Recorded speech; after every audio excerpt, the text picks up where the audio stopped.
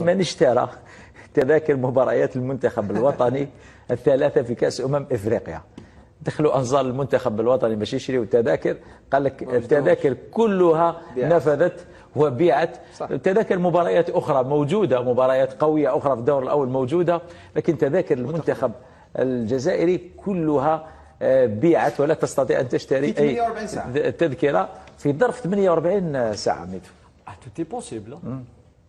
من اشتراها؟ هل اشتراها الجزائريون؟ هل اشتراها المغاربه؟ المغاربه باش يعاودوا لها في سوق سوداء، يعرفوا باللي انا نقول لك شكون لي زالجيريان سورتو هذوما اللي عايشين في المهجر راح يكونوا بقوه في كاس افريقيا. وممكن يكونوا اصلا شغل كما نقولوا احنا بالعاميه حجه وفرجه، كاس افريقيا وسياحه في فتره راح تكون فيه لاصقه مع نهايه السنه الميلاديه، يعني راح يكونوا بقوه.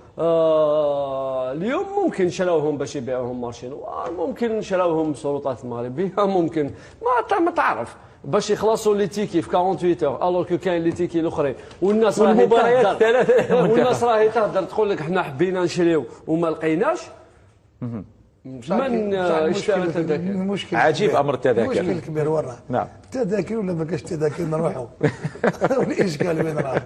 الشعب يروح ومن بعد كي نوصلوا الشعب مازال ما بداش يتحضر للسفر، التذاكر خلاص كي نوصلوا للتم خلاص نشريو التذاكر بداية من دور ثم نهائي.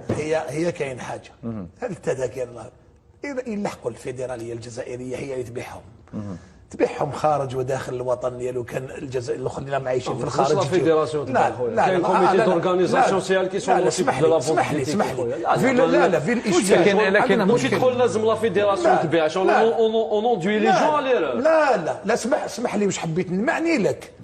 ربما تكون لها كوطه من التذاكر توزعها على الانصار. ديجا لا كاف الكوطه تاع الجيري تبعتها الفيدراليه الجزائريه باسكو عندك اشكال رايح المغرب، عندك اشكال مع كما يقول لك مع الانصار ديالنا اللي ما يلقاوش تذاكر. تولي هضره واحده اخرى.